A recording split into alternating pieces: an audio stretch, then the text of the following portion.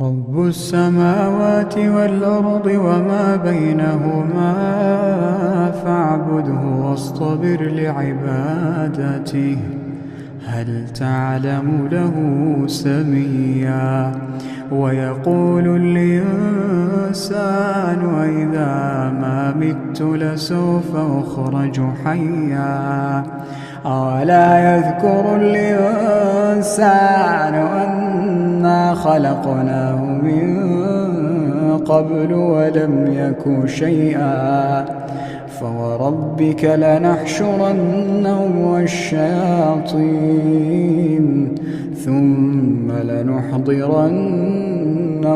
حول جهنم جثيا ثم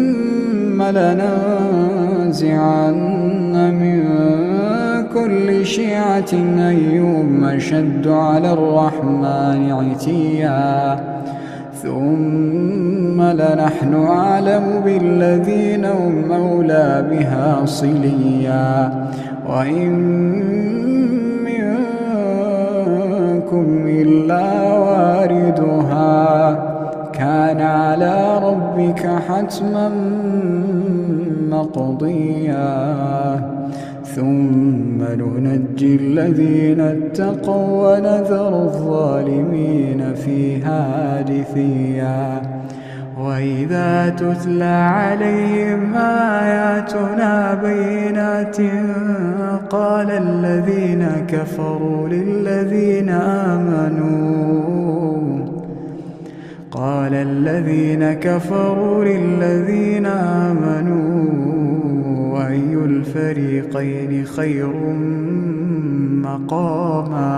أي الفريقين خير مقاما وأحسن نديا وكم أهلكنا قبلهم من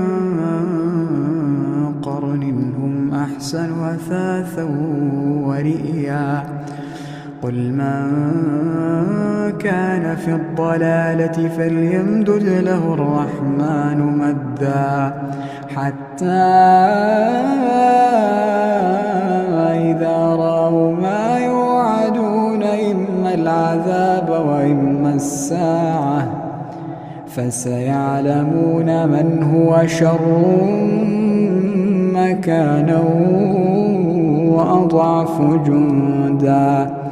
ويزيد الله الذين اهتدوا هدى والباقيات الصالحات خير عند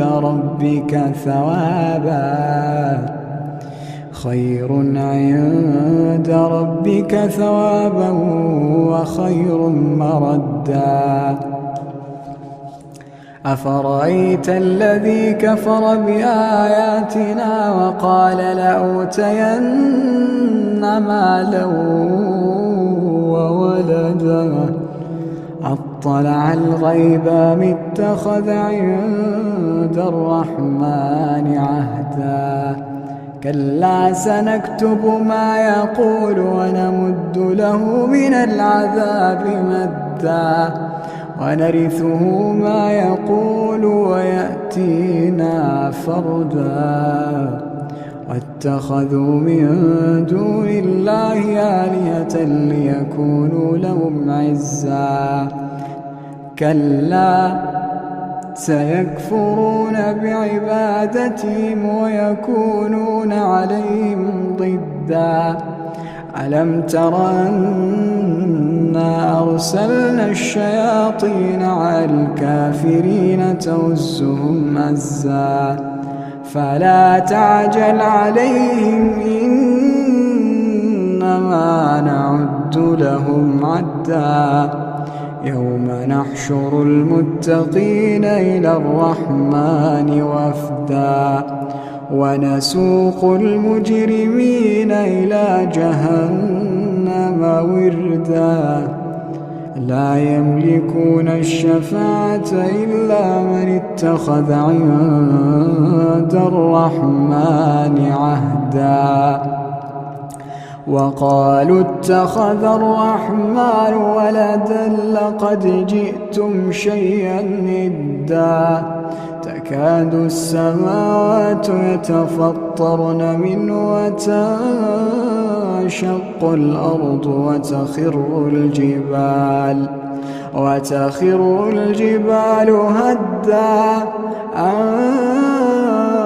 دعوا للرحمن ولدا وما ينبغي للرحمن أن يتخذ ولدا إن كل من في السماوات والأرض إلا آتي الرحمن عبدا لقد أحصاهم وعدهم عدا وكلهم آتيه يوم القيامة فردا إن الذين آمنوا وعملوا الصالحات سيجعل لهم الرحمن ودا فإنما يسرناه بلسانك لتبشر به المتقين وتنذر به قوما لدا وكم أهلكنا قبلهم من قرن هل تحس منهم من أحد